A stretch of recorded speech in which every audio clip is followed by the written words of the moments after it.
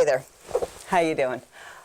You probably know me if you attend Comic-Cons like Wizard World or Farpoint in either Sacramento, Austin, Nashville, Chicago.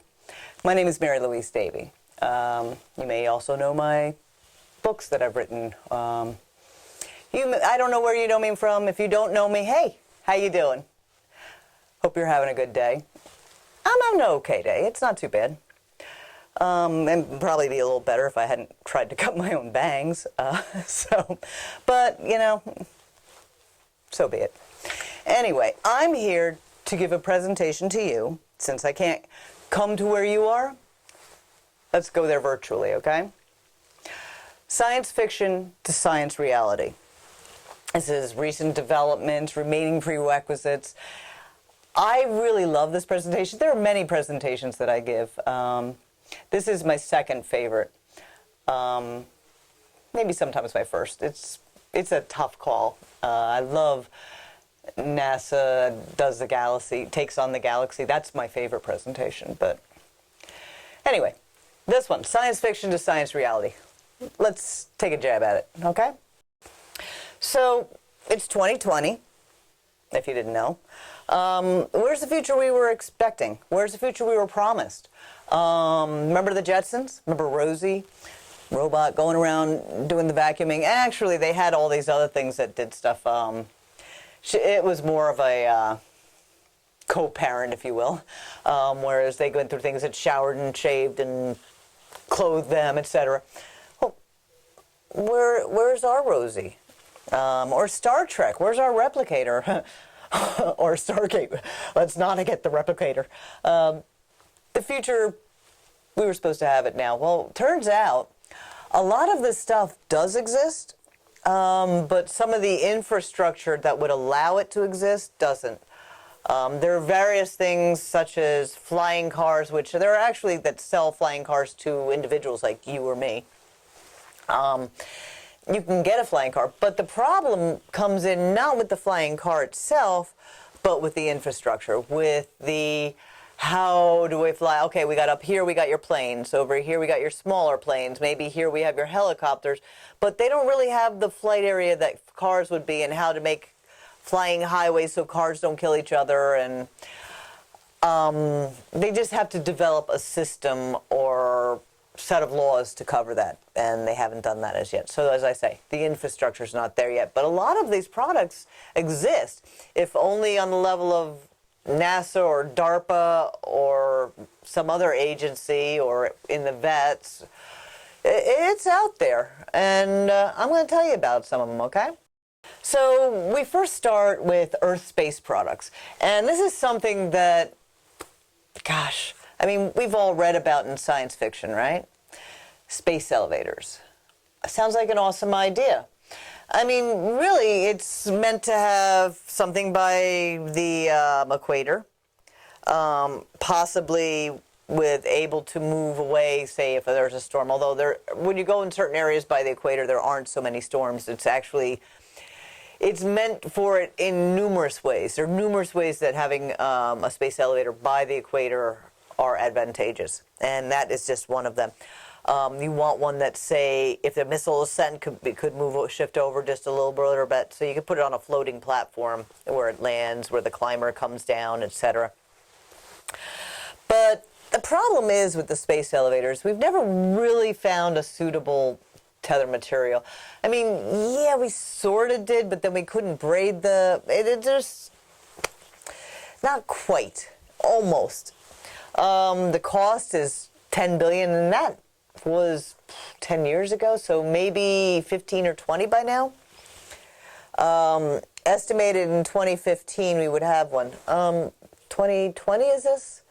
So 5 years ago, I don't know if you noticed it, but we didn't gain a space elevator. We're lucky. The Earth is lucky in that gravitationally, we just made it to where we can get off the planet. Mars, the moon, all these things, like Mars, what, 38% of it, there's far less, and usually less than half or even better of our gravity situation. We have a strong gravity, and if you go to a super Earth or something like that, we may actually find that there are aliens there that just haven't traveled because they can't get off their planet. I mean, we are just this much from being stuck on our planet. So, a space elevator on this planet doesn't make sense. But a space elevator on the moon, that makes a lot more sense. Have you ever heard of Liftport? Liftport was this company that, they had a space elevator. It was a really simple idea, and yet, I mean, the best ideas are simple. It just, a little elevator came down from a spot in space. Now, this would be done at, say the Lunar Gateway. So the Lunar Gateway, this lift port would have, supplies would come down to the moon, and go back up, grab more supplies, go back up, grab more supplies, take it down to the moon. Now, coming from Earth, maybe it'd be flown, because the deep space gateway is supposed to have several places for ships to dock with it, so it can bring up supplies and that can be transferred. That's just my idea. But, or at Mars. Mars is a perfect planet for it, and it actually is perfect in a lot of ways because there's a different kind of space elevator, one that involves, say, a loop that spaceships fly into and get captures. And then they can be brought down through Phobos, Deimos. You can bring down through this and this instead of a simple space elevator this way. As I say, Earth, not really, in my opinion, planned to have, not worth the expense to create it, because I'm sure we will find other ways that will be so much cheaper and so much quicker to get up to space. So why should we be stuck with a space elevator, the upkeep, the cost, Although Japan plans to have a space elevator by 2050. They said so about 15 years ago, and I've checked basically every year since, and they still say so because, well, it's not 2050 yet. It's only in 2051 that they might say, yeah, about that. But as far as I know, they're still planning one. So, baby steps. Have you heard of the Aurora Station? Sounds like some kind of thing on a new series, sci-fi series or something, no? Here's what Aurora Station is. It's a really cool self-contained, a space technology startup called Orion Span recently announced plans for Aurora Station. It's to launch in 2021, and it's going to accept tourists in 2022. What it is you go to the visitors to the Aurora Station, you enjoy Wi-Fi. Well, I don't know how that's supposed to be so different. Wi-Fi, weightlessness, VR experience on the holodeck, authentic astronaut experience. Place just basically tourists enjoying outer space.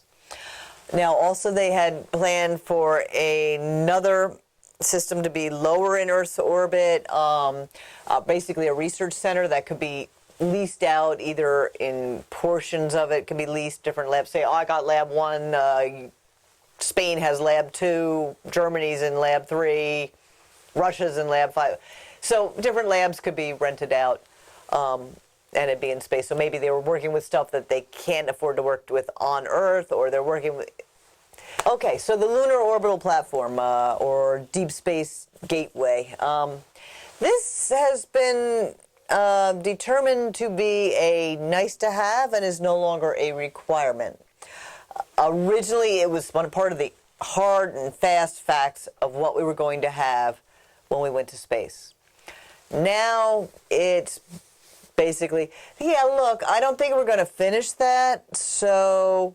we're just going to take that out of the budget, but maybe we've already got so much of it spent on it, we know what it's going to include, so we'll just make it a nice to have, so if you have any money left, you can throw it towards it. If not, well, we'll just build it by the time we go to Mars. And you know what happens then. When you put something off, it's easier to put it off again and again. But the Deep Space Gateway, or Lunar Orbital Platform, I mean, it doesn't really matter what I call it, I guess. It's in cislunar space. Are you aware what cislunar space is? There are 4 different, like L1, L2, L3. It's basically where the gravity of Earth pulls against either the gravity from the moon or the gravity from the sun or both, like this. So you can have something rest in that spot. That spot, you won't be moving to here, you won't be moving to here because you're in that area pulled and pulled. It pulled against and pulled against, and so you're right there.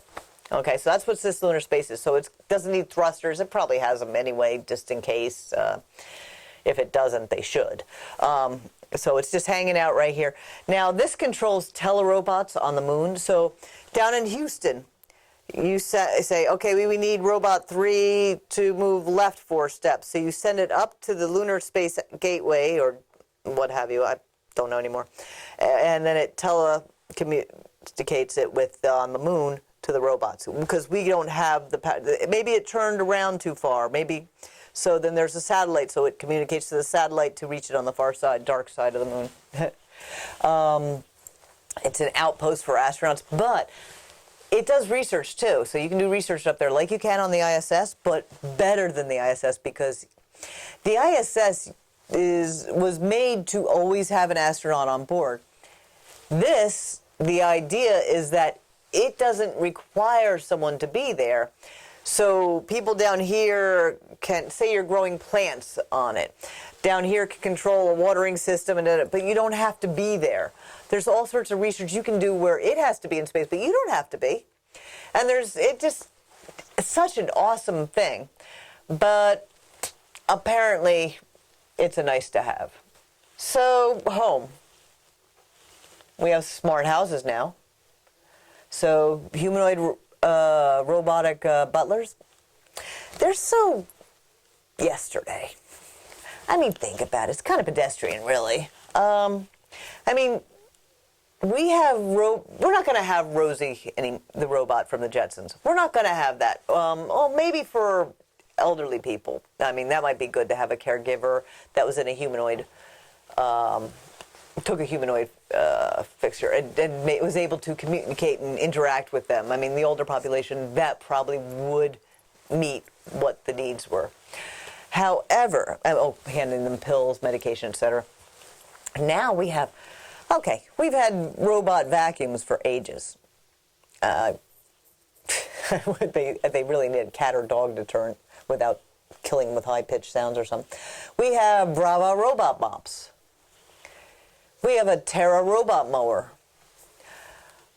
We really have anything. So at the home, we can really do anything from our locks to, we could use our iPhone and eventually it'll be on something we just click onto us, like the iWatch, Apple Watch or whatever they're called.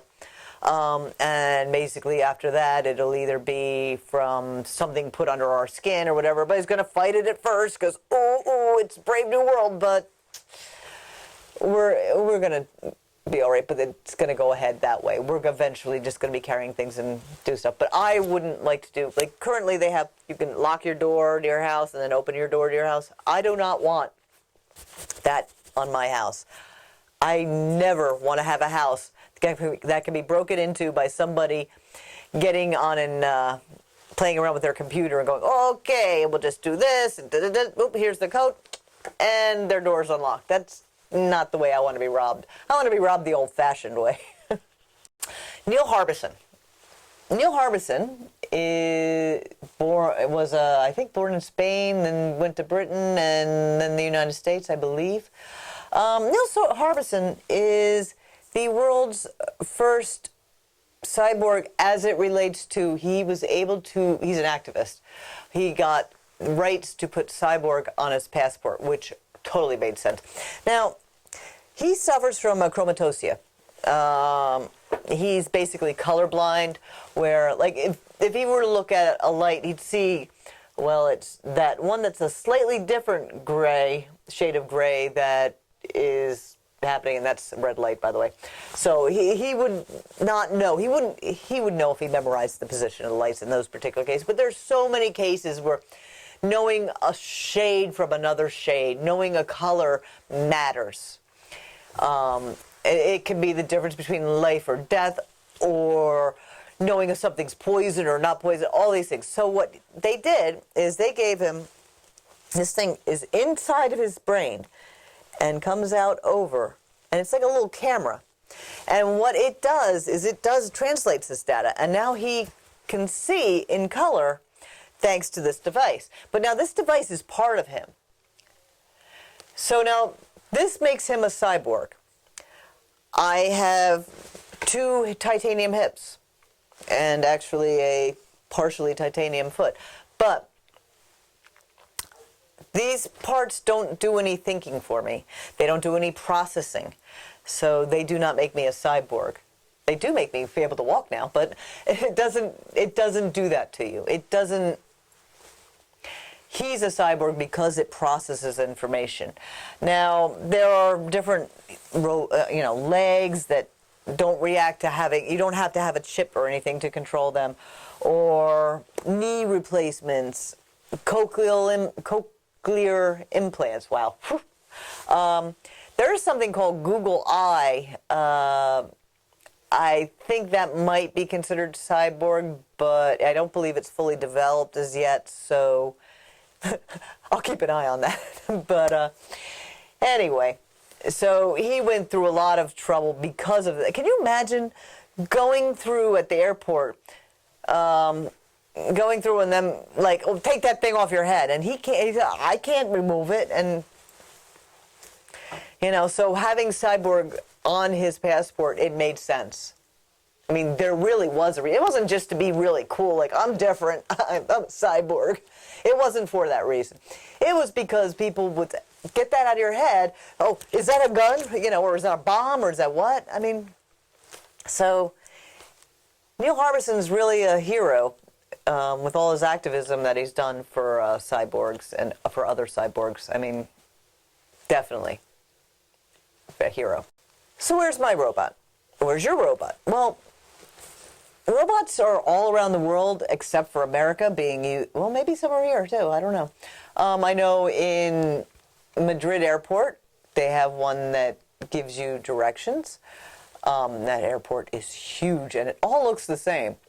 I know they use them in stores, as receptionists. Robots can handle a certain amount, and I actually think this post-coronavirus time is going to probably work on take the person who works as a receptionist, maybe they do their calls and scheduling behind a wall, but up front, maybe you have a robotic presence, and they always use a robotic presence that's humanoid, more to put us at ease than for themselves, because really all it has to be, it could be a computer talking to you where you hit a button. I mean, it could be anything. So, but in South Korea, now this one is awesome. South Korea has these, in prison, has prison guards that are robots. Now, these robots have a degree in psychology. Well, they have psychology. They use psychology to go, and they'll check in with each of the prisoners. Maybe this one takes 1/5, this one takes 1/5, and they go person to person. So maybe more suicides are prevented. People who are just like, oh, I can't take this for one more day. Well, this robot will do it. Then the robot will notify the guy who's in charge of all 5 of them, maybe in an office up here, and he'll say, okay, and then he'll send one of the human guards over to check on the person. So it just allows them to touch in and check in with more of the prisoners than perhaps they would have. Maybe they just get a cursory look of them. But now that they have robots, the robot might spend 5 minutes talking to them, or 3 minutes talking to them, or maybe, But, they can check in and know what's going on more in their prisons. Now, then we have an interesting thought. Whitney Cummings, the comedian, her sex robot doppelganger. Now, I'm not going to tell all her jokes for her or do everything, but within her jokes, she also tells you a lot about how the robot factory was like and how she got to pick out different things to make the robot look like her. And it is truly amazing, how much detail they go into to make a robot look however you want it to look. I mean, it's really totally wild. And as I say, in her one of her comedy specials, she spends a lot of time on this issue, and you get to see the robot talking and responding, telling jokes. It's really cool. So, yeah, I mean, that might be an interesting idea. Would that be interesting if one day no comedians actually went out on the road? They sent the robot? So I have a slide here on her, the robotic head, and the website you can go to if you want to see Robot Companion. It's, as I say, very detailed and intricate as to how they go into. I'm not going to go into all of it here, but it's really kind of amazing. I mean, their wireless communication, electronic sensing, artificial intelligence, electromechanical integrated head, external high simulation phase, and so on and so on. But it's really cool. You might want to check it out. So, how many of you are Doctor Who fans? You Whovians, you. Oh, well, you remember the Sonic Gauntlet? You remember the Sonic? Oh, go around with that thing. Well, this thing, and much like he could do locks and things, this thing does medical scans, but it also opens MPST locks, operates most computers, so get past firewalls, etc. And the new an improved method allows a combination of focused bulk and surface sound waves to allow medication to enter the skin. A lot of medication they can't deliver on those patches, etc., because it just is too big to make it in between your skin. But if you use something with sonic pulses and then put that on, it'll widen it up enough to allow the medication to go in. So you can use that either to put chemo to a tumor in your brain, or get medication in through your skin. There's all different ways medically you could use it, but also it's just really cool. Did you know that could happen? Do you know Doctor Who could do that much? But this is how it happens. Just a quick aside. You see these products in sci-fi. You read of them in Doctor Who, Star Trek. You see all these things. Heinlein. You read about these things. When I'm a sci-fi author, but I also was a scientist. I also love science. A lot of us, there's a portion of sci-fi called hard sci-fi. We are taking actual science, we are using actual science, even if you don't see it. Behind the scenes, we have already calculated that it's possible.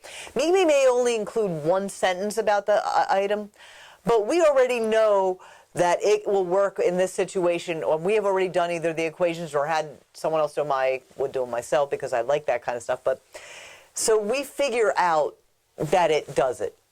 So, you know, that's why real products come out of real sci-fi.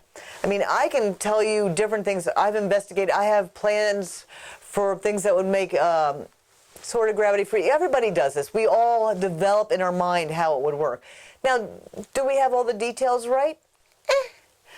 But that's for the scientists that are specific to that type of science to then say, hey, she wrote about this, and, you know, I think she has something here, and let me tweak this and do this. And now they have something cool out of something from sci-fi. That's just a quick synopsis of how it works. So medical. You know about exoskeletons, right? Cockroach has it. Exoskeleton for humans, you know, are the mechanical devices that people with spinal injuries or nerve damage, etc., can walk, used by soldiers. This part is cool. If you're a soldier, you can carry up to 300 pounds, run up to 20 miles per hour. This is basically, comes up, your back has a fake spine as well, external to you, and it carries your backpack, which is carried, and the weight goes, the whole thing comes under your foot, so that's how it's able to keep the weight off of you and make it part of it. So suppose you had to go walk 6 hours in the Afghanistan, whatever it is, walk in the Afghanistan desert or what have you. And at the end of walking 6 hours, spending the whole day walking, the enemy attacks you as you're setting up camp. First of all, are you kidding me? But anyway, suppose they do. You still have energy. See, if you did it normally without exoskeleton, You do it and you would be so fatigued. The enemy would come in and you'd be like, got me. But if you did it with the exoskeleton handled 90% of it. So you got there, you still had energy left. You are going to take them down. So this, yeah, definitely is something for people in the Army, the Navy, well, the Marines, what have you. Now, also, the exoskeleton, the one that comes up just to your hips, is basic to help you walk. It was $1 million each. It's now, thanks to injured veterans and the frequency, because it's always like, say, $10 million to build the first one. But when you get over here, it might be 30 cents, because we're building 1 million of them, and now instead of that, and we have a, yeah. But that's how, you know how production works. But anyway, so now it's 20,000, give or take. I mean, maybe you have this extra, or maybe you have that extra. But to make it so injured veterans can have it. And there are some other people who have it. And some of them have to walk with sort of like crutches in addition. But they wouldn't have been able to walk at all. So this is like so incredible. I mean, this opens up, they can reach things they couldn't reach. Because if you're in a chair, and I know, I've spent 6 years in one. You can't get something up on the show. You can, but it's not preferred. So these are really great, the way it can help you do the dishes, which maybe not, maybe I wouldn't be enthusiastic about that, but it can help you do anything and everything and care for yourself versus be reliant on others, which is never fun. Let's face it. There's brain interface. Now this, I think, is really cool. This is, it's cool. I'm not sure I would sign up for it. Say you've got a chip in your brain. You've got a robotic arm. Now, you've still got the same nerves. The chip in your brain helps with the translation of information through these nerves. Because you speak in your brain in electronic impulses. So it can handle that and tell the arm, okay, hey, yeah, you can grab some. It's okay. It's all right. You got this. So this is what a brain interface does. Also, you can have a brain interface. You can have just the chip in your thing, and maybe you don't have a robotic arm. Maybe you've got a chip in your brain, and now you can Google search, and you can search in your brain, which goes through Wi-Fi, and then goes out and gets the information you wanted from the brain net or intranet. And then you know Apollo 11, such and such happened. Whatever you need to know, or write your report, or to be like a secret agent, like 007, and you're somewhere and you need to know certain stuff from Google, figure it out. Okay, so brain interface, not a bad option. But you gotta have, it's in your brain. See the word brain in there? I'm not so sure about the word brain in there, but okay. There's another way though. This thing is Spinetingling Gadget. Reads thoughts. This is really cool. So you've got a robotic arm, and you've got all the nerves, but they have to send information to a robotic arm, and they're not quite sure how to translate that into machine language, so it doesn't get translated correctly. However, they take these nerves that come down here. Now, external to your body, they pull them out, attach them to the sensors, which then feed back into, so then the sensors feed back into the arm. So you think, I want to grab an orange off of the table. And the sensors translate it into, please go grab an orange off the table. And then it grabs an orange off the table. Now, obviously, it happens almost instantaneously. So this is a cool option because it doesn't involve invading the brain. But it does it external to the body, so you don't have any chips, so you don't sit there like, all right, what else did you put in there? So for the paranoid person or the not fully trustful, you know what I mean, person, this is a good option. This one I love, self-driving car. I love self-driving. I know some of you absolutely love driving and you don't want to give it up for anything. I can't stand driving. I mean, I love what it allows me to do, but it's sort of what I consider a necessary evil. I find that there's so many things to calculate that I think a lot of other people don't worry about. But I'm looking at tires and calculating, are they going to turn over here but they have no signal on, or are they going to, and all this stuff. And plus, in the meantime, I have to stay within this lane, I have to do this, but I'm worried about this guy, and I'm worried about this guy, and I'm worried about this guy behind me, always getting a little closer, so now I've got to change how far I am. No. Self-driving cars, they're the jam. And actually, you'll see that I'm in one of the pictures driving a S-Type by Tesla, which I do intend to buy. I just want to wait until I have my new house so I can have a power source. So Tesla has 18-wheel delivery trucks that are being tested, a Florida pizza delivery. Think about it. I mean, okay, it's a young family. Mom's got to be at work by 8, but kid's got to be at school by 8:30, but dad is a doctor and got called in on an emergency. If you have a self-driving car, Junior can be in the back seat and dropped off at school. Done. No problem. Some people are too old. So Grandma lost her vision a long time ago, but she's really with it. And she likes to go out and do her own shopping because, well, she doesn't get out much. She doesn't do much. So she wants to go out and do her own shopping to be out in the world. So why not a Tesla or whatever brand car that picks her up, drives her to the ShopRite or whatever food store, lets her do her food shopping, and then drives her home. Perfect, don't you think? How about you're sick, you don't know, and you're about to pass out, and you tell the car where to go. Take me to the hospital now. You go out, you pass out.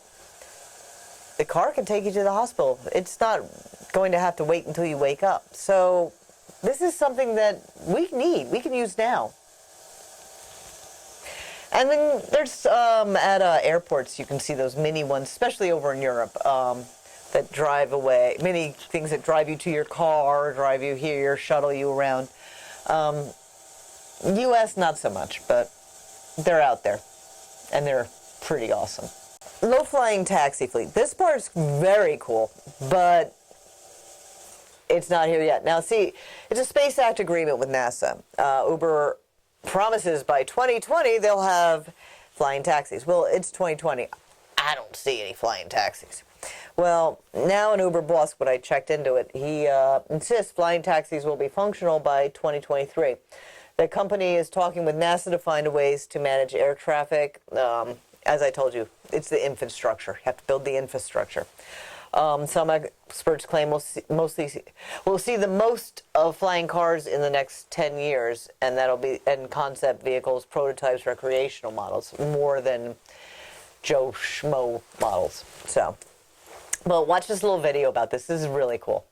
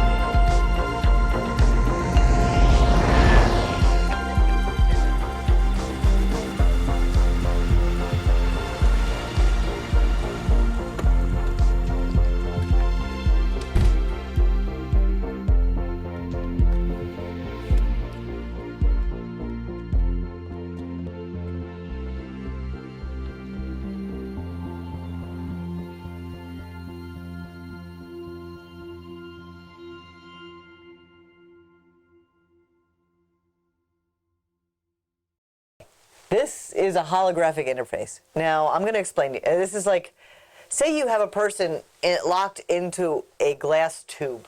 You know, Well, now, say the person's not really in there, but there's a hologram of the person in there. They've set this up, and this is considered a possible method of communications. But this isn't restricted just for video chatting. There's an application called the Body Pod, which has been developed, and it allows the user to, say a doctor in New York City, say at Mount Sinai, and patient in Congo with another doctor, and that doctor needs to consult because maybe it's something so difficult that he needs someone there in New York to deal with. Now, he's like, maybe the kid won't survive if he has to fly over, and maybe he can't fly out till next week anyway. But he does have an hour for a consultation. Well, he can look at, and this thing, he can go like this and take away the derma, go down to this. Let me see all the veins. Let me see the organs. Let me see both. How is this processing? He can check all different layers through the person.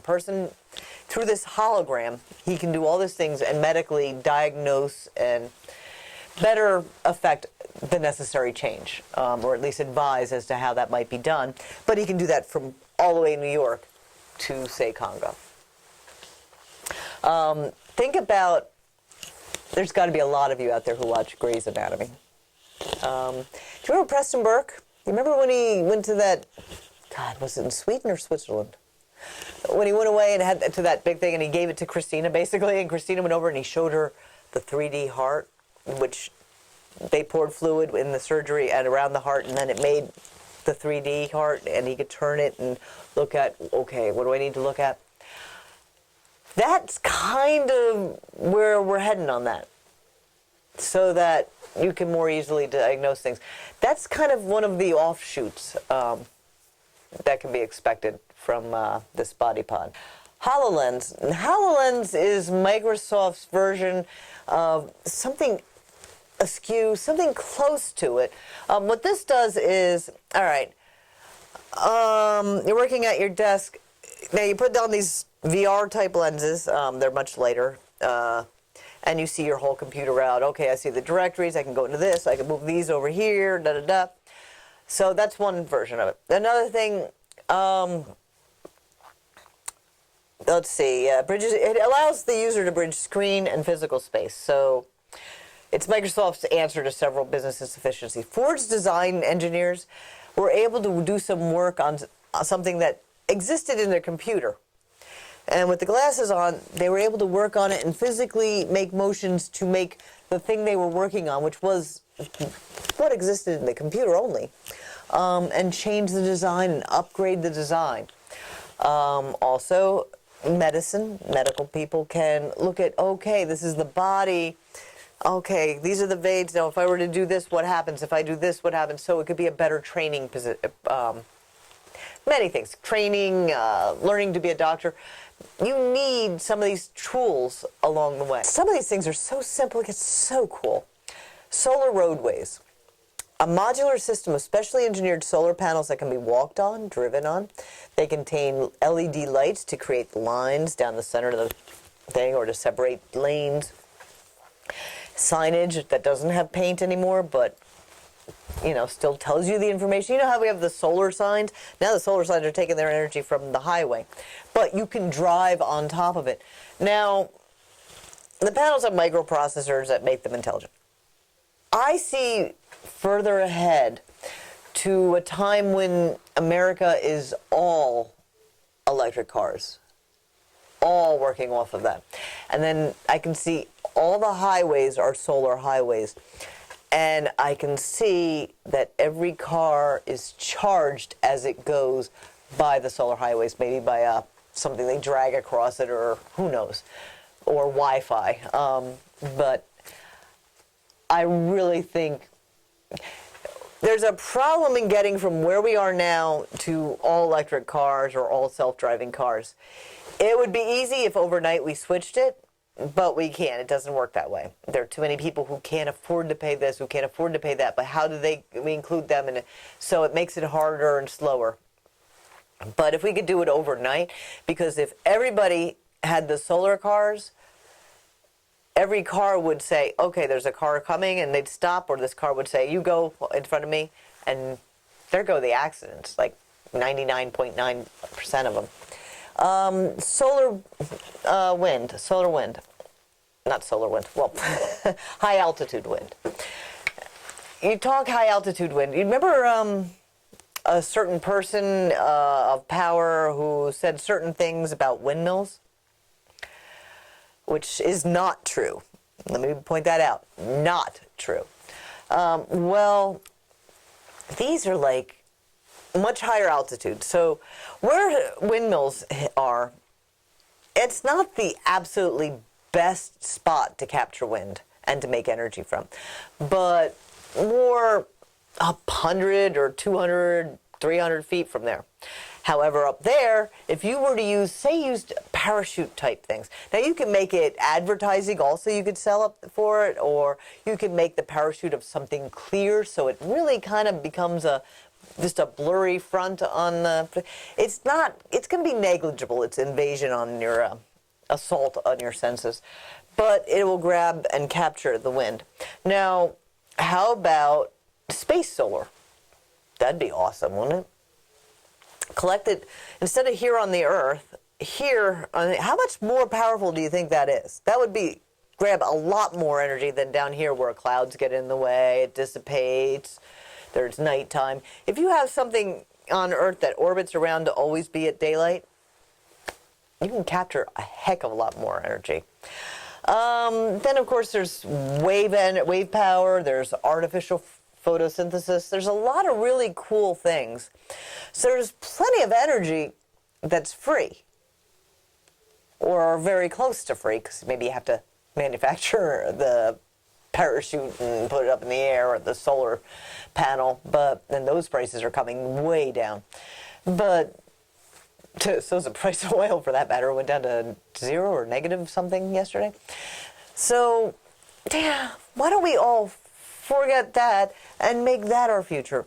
We can still manufacture things. We can manufacture a lot more jobs in making these products to accept or utilize these forms of energy. But who am I? So how about clothing? This is going to be real quick because I don't really believe in any of these. I actually did a little bit more pre-corona, but I think now there's going to be totally changes to it. One is spray-on clothing. And I have my doubts with regard to that, but then again, I see where the plus side of spray-on clothing, I mean, I don't know how it would come off. I don't know how easy it would come off. I imagine that it dries up and then peels off, but... And wouldn't that be cheap to just get dressed by going like this? But then I don't know that, you know. Self-tying sneakers by Nike, I sort of like that idea. I mean, they tie themselves, but then again, Velcro, or don't wear sneakers, I don't. Metallic fashion is all the rage in Milan and London. But don't you think that now our future clothing choices are going to maybe match a mask, or, I don't know, somehow inclusion or spray, maybe bubble wear, or I don't know. But I know that a lot of people out there are going to imagine exactly what it is. Interstellar space travel, or just local travel. We got the Vasimir engines, which, if you read my books, my first 3 books, Nacion, the Black Hole Missions, Nacion, We Are the Aliens, and the last one, all the Nacion series, they all use the Vasimir engine. That's magnetoplasma rockets. It's got interaction with magnetic fields, unfortunately, problems with heat generation on other systems. Actually, that can be fixed, but needs a nuclear engine. So far, it's using solar. However, does get to Mars in 40 days versus, say, 6 to 8 months. Then there's solar sails. They're extremely slow acceleration. Tacking's near impossible. Tacking would be, any of you sailors? So you're sailing out.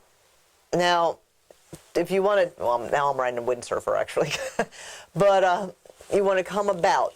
You come about as tacking, okay? So you're going this way and then you come back this way. So tacking is near impossible. So it takes 5 months to get to Mars on that. So 5 months versus 40 days. Are you kidding me? So why are we still talking? There are some really cool, if you add bursts of microwave, which is one of the plans Yuri Milner, I believe his name is, from Russia has regarding, he wants a trip of a CubeSat with a solar sail to Alpha Centauri using a laser to push it. So it would get there, I think that's three and a half light years away, and it would get there in months. So this is good. If you add the burst of microwave to the solar sail, you can have a trip to Mars in 10 days versus 5 months. So it's got its possibilities. And plus, if you were going to Mars and say you were just carrying supplies, a solar sail, do you really care how quickly it gets there? You can set it up over 5 months to carry supplies there, but then you take the 10-day or 40-day trip once all that stuff has been dropped off. So, there's lots of ways to look at it. There's also antimatter in a plasma core, beam core, gas core. Risk of gamma radiation is very high. Complicated engine design, high manufacturing cost, nuclear propulsion. There's a lot of public disfavor with anything nuclear, and it's extended itself into space. Safety, yes, but it's more of a political issue, which I think is really going to be taken care of over the next bit, because, well, everybody wants to go to space. And for everybody, nuclear is, at this time, the best idea, be it nuclear fission or nuclear fusion. Fusion would be the better option, in my opinion. But if everybody wants to use it, right now, in the treaty that everyone who is spacefaring has signed, they've agreed that, nuclear in space, not a good thing, because they don't want to be attacked. They see it as from a weapon point of view. I see them fine-tuning that law in the future. I don't know how near. It depends where they are in technology developments.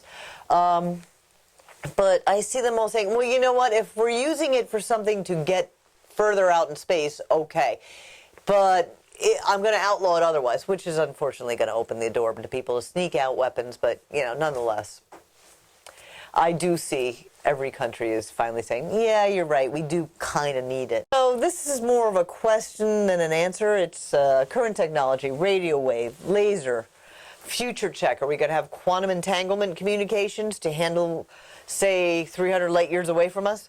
Do we increase our abilities beyond radio or wireless? I mean, we can speak by line of sight laser, or radio wave, which propagates and has a problem out in space, and if it hits things, it kind of, say it hits this, well, there's all sorts of problems with that, but then there's problems with the laser if it's going through a cloud as well. So, I mean, Star Trek, faster than light communications, subspace communication, what the heck is that? Stargate communications, well, they didn't use the gate for communications, but they also did not explain what they did use for communications. It was a foregone conclusion. Individual communicators, hey, with textile antennas, and you can also even put them inside of you. That's like totally awesome. But all of this relies on one main thing. We have to be able to talk to people as they go out further and further in space. Or maybe we decide that not all that important, but the commander better have a really strong hold on his people, because if there's a mutiny and nobody at Earth knows, yeah, that'll be interesting. A quick recap of food. Food unable to grow in zero gravity? Well, not really. We've kind of taken care of that. Flavors, variety, etc. There's one here showing that they had success growing. There was several years ago, many years ago, I forget how many, 10, 15. This is anecdotal. It may be true. It may not be.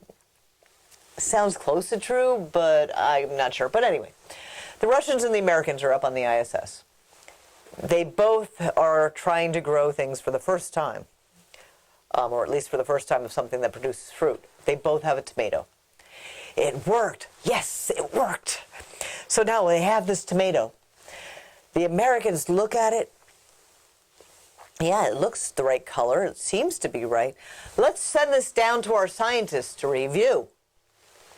So their scientists look at it and say, yeah, you're right. It's healthy. It's nutritious. It's got the same... Then it was good. And then the Americans eat it. Russians. Tomato sandwiches, guys. But, as I say, I don't know if it's true. So, okay. Gravity. Artificial. Can we create real gravity? Well, we can do centrifuge rotational, linear motion. Neither of those creates exactly gravity. Linear motion is, you know how when something's moving really fast, it kind of pins you into the seat? That's sort of gravity, not exactly. There's magnetism. There are other manners of it which I actually have. There are chiral, metamaterials, things like that, that have interesting possibilities, but nothing is certain as yet. Spacesuits, the one from MIT is the one that I'm most excited about. I mean, otherwise, you're just playing with different things, whatever, but you're always doing the space like that, but the MIT, they use that and then they have to put in atmosphere in that part.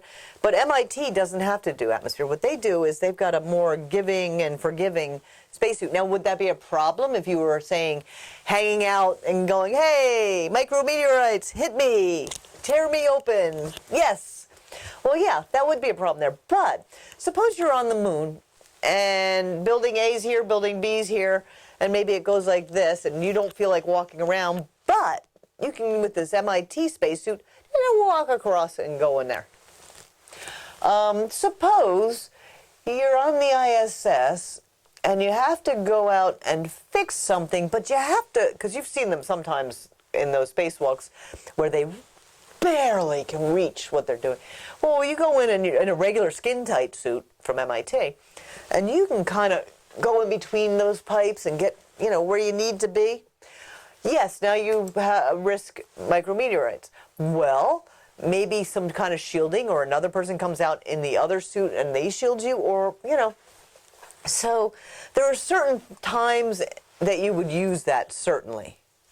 So, now this is awesome. Such a simple idea, and yet so cool. This is an impermeable hull, a self-healing spacecraft. Now, this is definitely one of the hurdles that we had to overcome when we consider going out into space and going farther and farther from Earth. Because, say, a ship like the Star Trek Enterprise, you can't tell on every inch of that ship, I mean, it's huge, that hull has not been broken. And micrometeorite, they could tear through a hole, just a teeny little hole. How would you know? Well, what this does, this is like a vein system of glass tubes with resin and such in the veins instead of blood. Actually what it is, more like, say you have balls, little balls all filled with resin below, and then here's on top of it the hull. Something breaks through the hull, it breaks open the tube, and the tube lets the resin out and heals where the hole was placed.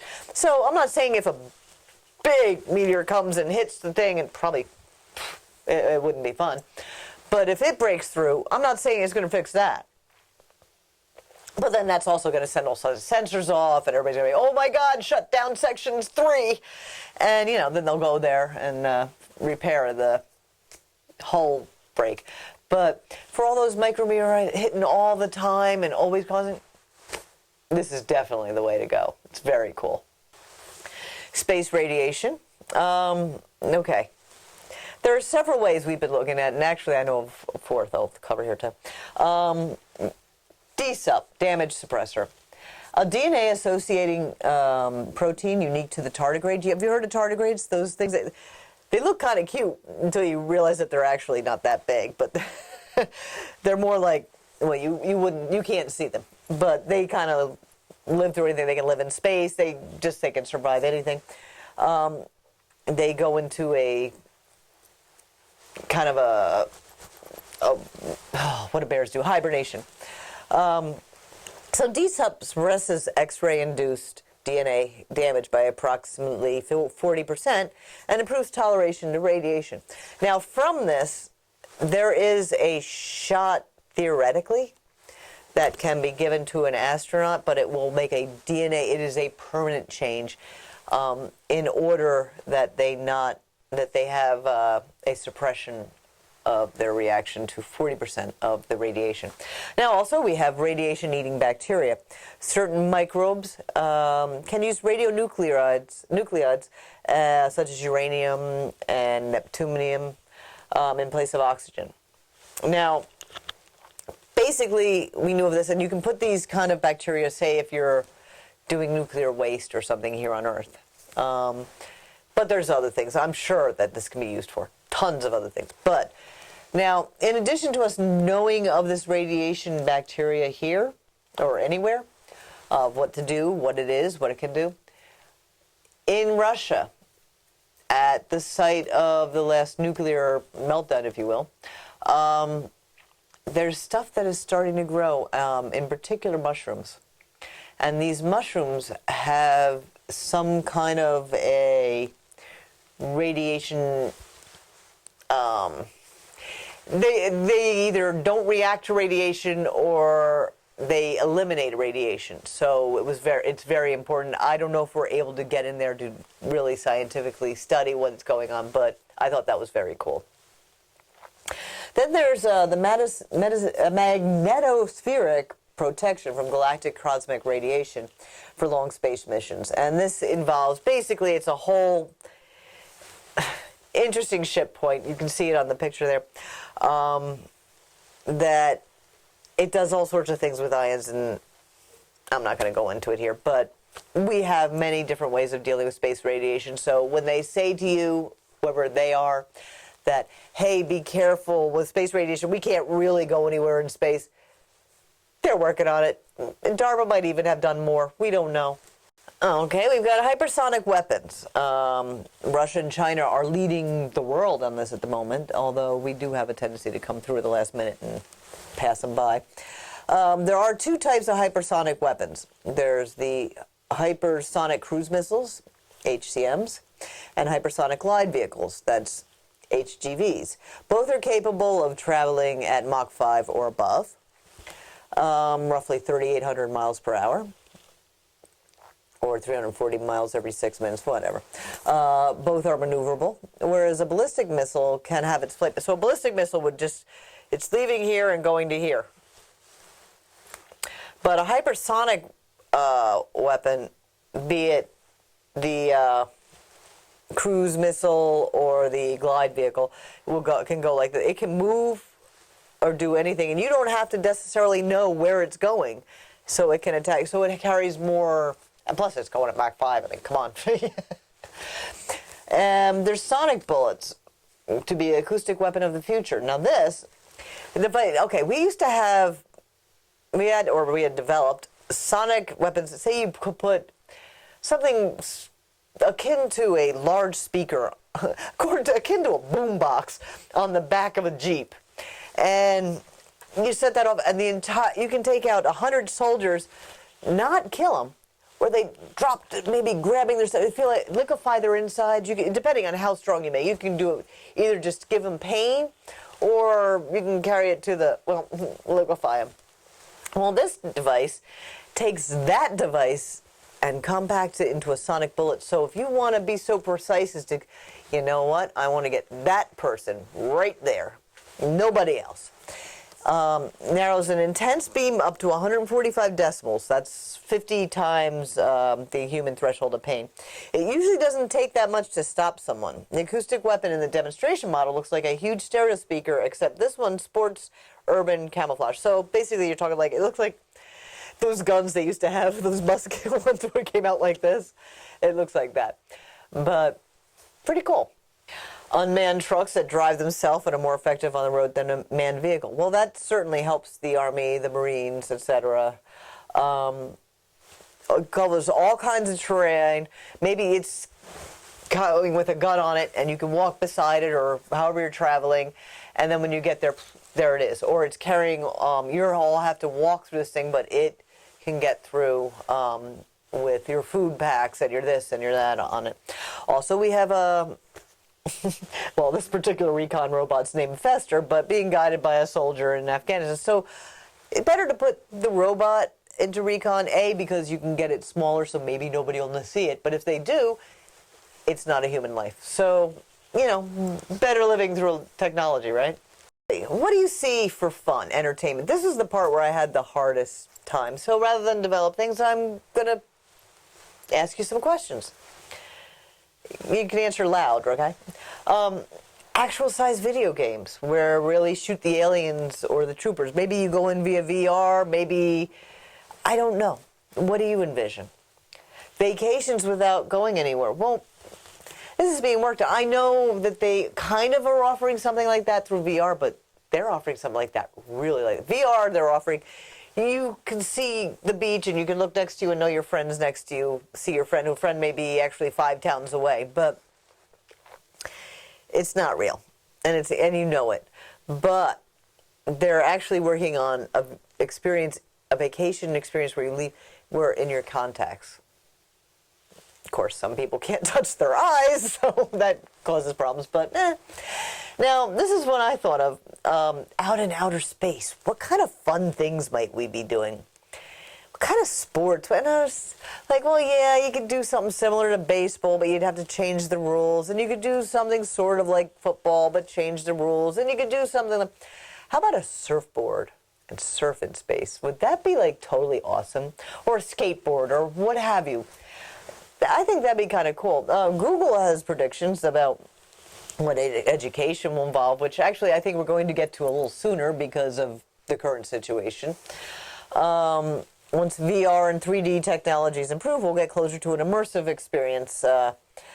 Phone and ET devices, adjusting what you listen to based on where you're located. Although I personally wouldn't prefer this. Like, say I pull into the gym, so all of a sudden it goes into my, you know, special music to work out to, and then when I go over to my mother's, it translates into Rachmaninoff, Bach, you know, stuff like that.